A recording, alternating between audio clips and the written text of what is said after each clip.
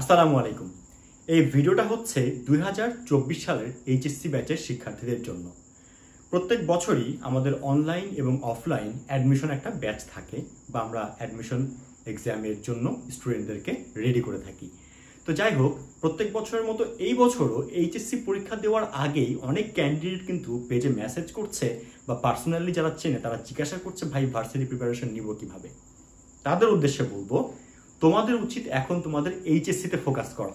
কারণ তোমাদের এইচএসসিতে যে তোমরা জিপিএ পাবা, এই জিপিএটা কিন্তু অনেক ভাইটাল। কেন বলছি? কারণ এই জিপিএ এর উপরে ডিপেন্ড করছে ঢাকা ইউনিভার্সিটিতে 20-এর মধ্যে তুমি 20 পাবা কিনা। আমরা জানি যে আমাদের ঢাকা ইউনিভার্সিটিতে জিপিএ এর উপরে 20 মার্ক থাকে, 10 মার্ক থাকে এসএসসির এবং 10 মার্ক থাকে এইচএসসির। At the same time Rajshahi ইউনিভার্সিটিতে অ্যাপ্লাই করতে হলে কিন্তু আমাদেরকে প্রাইমারি অ্যাপ্লিকেশনের থ্রু যেতে হয়। প্রাইমারি অ্যাপ্লিকেশনে কিন্তু আমাদের এইচএসসি এইচএসসি এই মার্কগুলো দেখা হয়। তাই আমাদের চেষ্টা করতে হবে বর্তমান সময়ে আমাদের এইচএসসি যে সিলেবাস আছে সেটাতেই ফোকাস করা। এখন আমাদের উদ্দেশ্য এবং লক্ষ্য হবে এইচএসসিতে যতটা ভালো করা যায়, যতটা ভালো সম্ভব, যতটুকু পরিশ্রম করা প্রয়োজন সবটুকু করা এবং নিজেকে সেটার জন্যই ইনভেস্ট করা।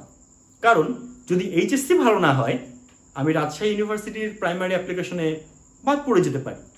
ঢাকা ইউনিভার্সিটিতে হয়তো বা ভালো মার্ক আমি পেয়েছি রিটেনে কিংবা এমসিকিউতে, কিন্তু জিপিএর জন্য আমার ইভেনচুয়ালি বা টোটাল মার্কটা কম আসতে পারে। তাই এখনই অ্যাডমিশন নিয়ে মাতামাতি না করে তোমাদের উচিত হবে এইচএসসির রেজাল্টের দিকে ফোকাস করা। এইচএসসি রিলেটেড ইংলিশ বা সিভিক্স এমন কোনো সাবজেক্টের কোনো সমস্যা থাকলে পার্সোনালি যোগাযোগ করতে পারো, লিঙ্ক ডেসক্রিপশন বক্সে দেওয়া আছে।